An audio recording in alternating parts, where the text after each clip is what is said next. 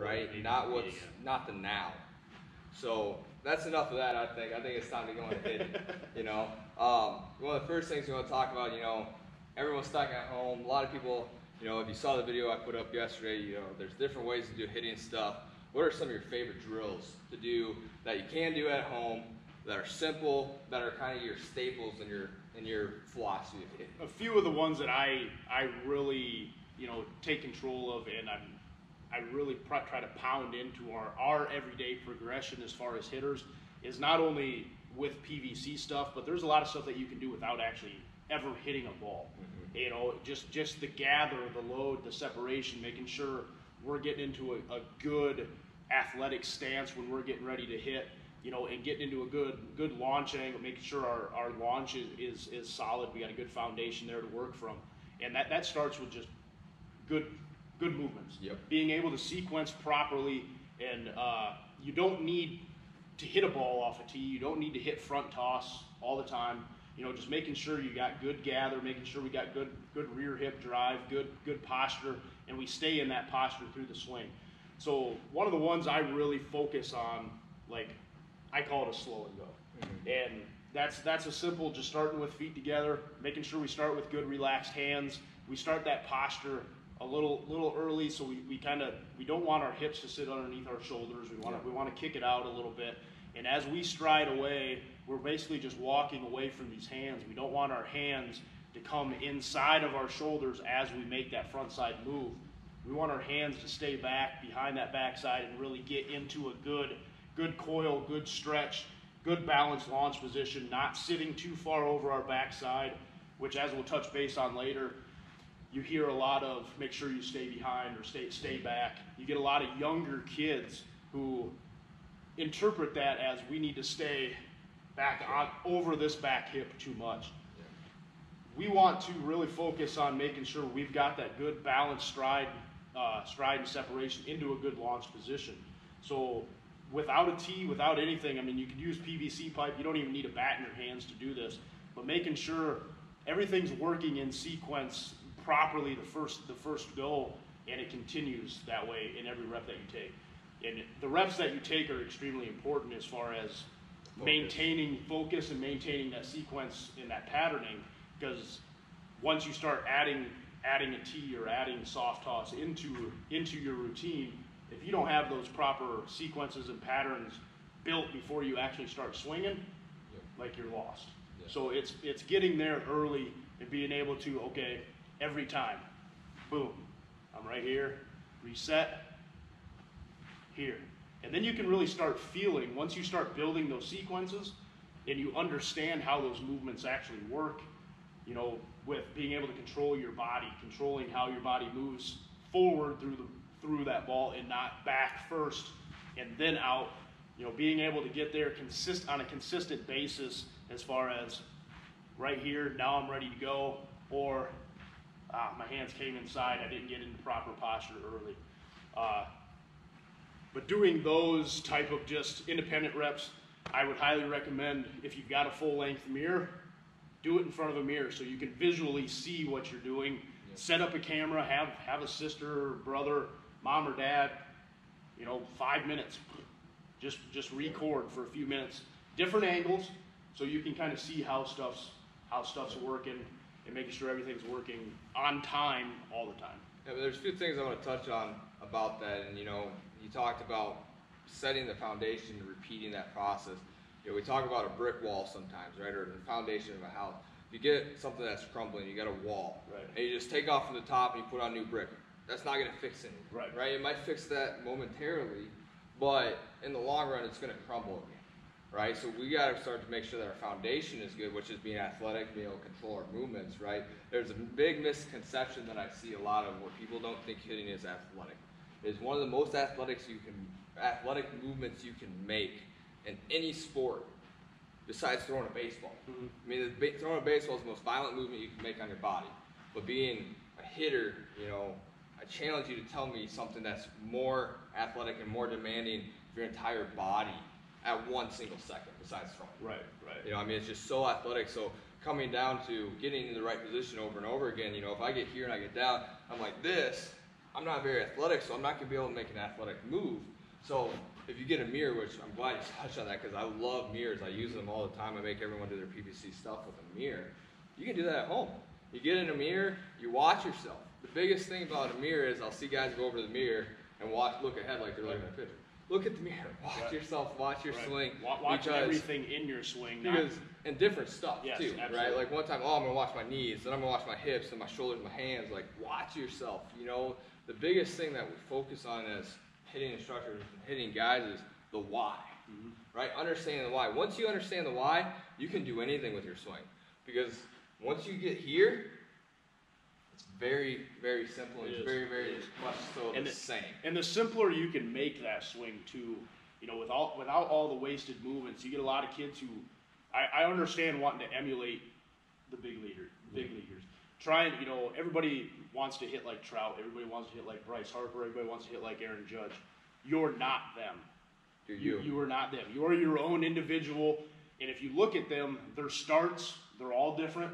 But the way they get into that athletic launch position, it's identical. It's nearly identical.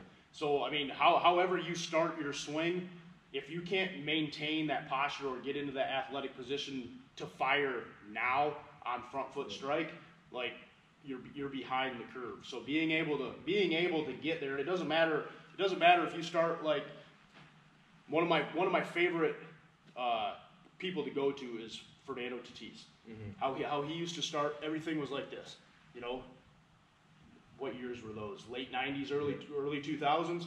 Everything started just like this. He started here, he started wide, and he'd come right into here. He'd get stacked over that back side, and then he'd drive out. And when he created. I mean, his stretch was ridiculous, absolutely ridiculous. But he'd start here, real low. A lot of the times he followed that pitch down like this, boom. But when he landed, everything was balanced and ready to fire.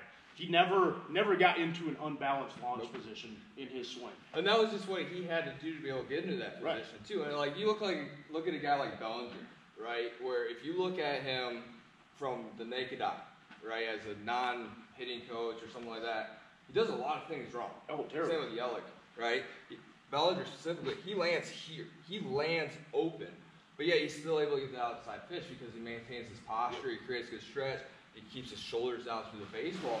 So, I mean, if you think about it really, if you get here when you land, your hips are necessarily going to work better because it's more free. Right. But the issue that comes with that, and the reason why we don't teach that, is because kids can't control this. Right.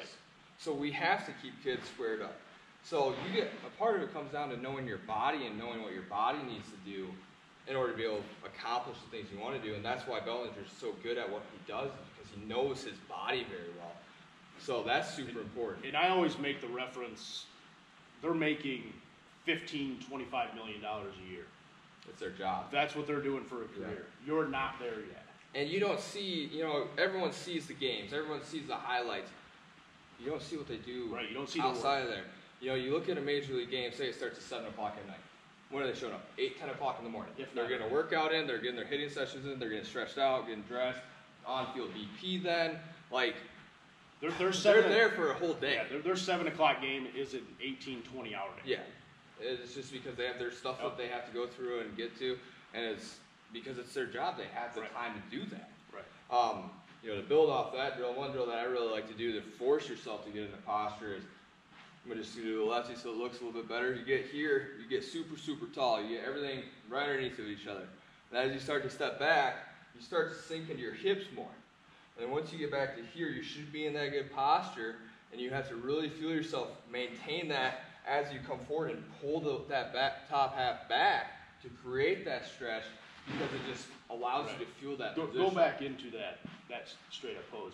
And as you watch him as he walks back into this back hip a little bit, you can see the hinge that he's starting to create with this back hip. That's extremely important. If we can't create that hinge, we don't create the space for our hands and our back shoulder to work through the ball. If we keep our hips too far underneath our shoulders and we try to get into that athletic position, boom, and then I start to push that barrel rather than turn that barrel, my hands, everything, you're going to get here.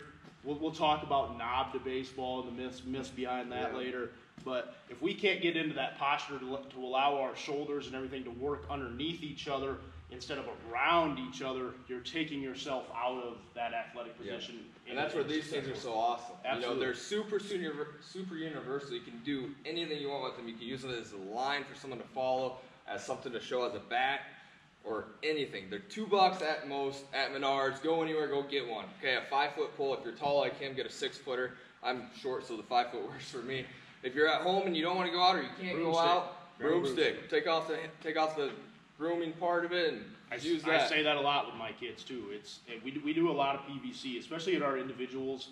You know, we with our progression work. You know, if I think you understand how those movements and everything are working, we'll eliminate the PVC and we'll work right into our swing progression. But until we get those progressions worked out. And I don't know about for you. I mean, for my guys, you know, and as they get further in the program, it becomes less direction for me and more what you need to do and what you feel like you need to do. But I mean, the kids will be here for what, 15 minutes, a half hour before they even touch a bat, because they have to get warmed up, they have to get their dry work in, they have to get all that stuff working. You know, the hip shoulder disassociation to allow their bodies to be ready. But going back to the hips and stuff, you know, if you get here, and even if you get into hinge and your hip comes out, right? Look where the pipe's going. It's going that way and away from your body. As soon as we pop out of posture, our hip raises. If we don't sit into our hips and drive that hip through, we lose all that back half. So back, shoulders, elbow, hands, everything are going to start disconnecting from Because then what happens when this gets here, my chest goes up and then I get this way to the baseball. Versus if I keep my hips here, I get that line going this way. Now, notice I'm not pushing for it because we want to stay still, but I get going this way, then my barrel can work through the zone right. So these things are great for showing, you know, the bat path or hip path or anything, or I'll even put them down. I'll just have them like this. If you got a guy that's having a problem with their line, ride the line. Boom, you got your line right there. Ride the line. Or even another good one I like is hitting the baseball. You know, location, stuff like that, adjustability. So they're awesome. I mean, they're super universal, and they're easy because, especially right now, you can do them at home. You don't even need, you just need, you know, a ceiling that's tall enough for you to hold one, and then about 5 feet of room around you. So you can get all the work in you need to during the day. During your commercial breaks. Yeah. Basically. Yep. And I say that a lot. Like, there's a lot of stuff. If you're just going to spend time watching TV or playing video games, whatever, I mean, we're not going to take that away from you. Yeah. I mean, take the time to enjoy it, but still take the time to get your work in. You've got every TV show you watch, every hour-long TV show you watch, you've got 18 minutes of commercials. Yep. That's 18 minutes of work you can get in per hour. You know, not only with dry work or stuff like that, but, you know, physical stuff. So push-ups, sit-ups, whatever you got to do to maintain what you've been working on. I mean, now we can't get into gyms, you can't get into athletic facilities, you can't do anything of that nature right now per state mandate, but there's a lot of stuff you can do without weights. There's a lot of body weight stuff that you can do. Do standing squats for 60 seconds. You know, after your standing squats, you do some toe touches for 60 seconds. Just break up the monotony. Just find something to do. Right. Break up the monotony of sitting on the couch. I always talk to catchers about it because it's so perfect for them. You know, you can get in your sign giving primary or secondary, and then you can work on going around the zone or transfer and stuff, working all that kind of stuff. And if you're in your primary or secondary, you're going to work on leg strength because, you know, one, in your secondary, I know it's a hidden thing, but we're going to talk catching for a second. In your secondary, one, you don't want to be in it very often because realistically you shouldn't be. But it's demanding, right? Primary, secondary, it's a workout on your legs. So the more you can do it at home, the more your body can get used to it, the stronger it's going to get, and the more comfortable it is, and the less toll it is going to have on your body when the season can be played. Right, and it's not only just like David was saying, not only with hitting and catching, but your fielding techniques Grab as well. a tennis ball, go off the wall. Grab a tennis ball off the wall, or do some posture walks. Like a lot of things, like especially with our younger players, I really talk about having that good triangle, that good firm base. Being able to stay in that triangle as long as you can to really work strong chest over thigh and hold that position is going to make your legs a lot stronger. You know, rather than, you know, just going boom, boom. Get into that left, right, and hold that And then with my, my younger kids, my under 10s, the cue I use is like, hop on that skateboard. Yeah. Hop on that skateboard. Get to this position, and then really work the transfer of the feet to boom here just as quick as you can. And that's all stuff as working independent right now, is stuff you can take the time to take care of. Right. Absolutely. And let's talk about posture real quick too, because we talked about it a lot and we've had a lot of conversations about it, why it's so important. But what is it? It's posture. Everyone hears it. You're here, you got big chest and that kind of stuff. But maintaining posture is the most important part. So stand sideways so we can see you. Don't come over here. Once you're right in the middle. Yeah. I'll put this pipe along your back here. Okay? You want me to stand right here? Yeah. Okay. So this is connected to the tailbone. Get your head on it now. Okay. So everything's connected here. Okay. Now if he bends over but keeps it all connected, his hips are hinging. So no matter what we do, if we can maintain that position where we're stacked from here, okay? Here's a good position to hit from. Here's a good position to catch from. Good position to field from. All of it works.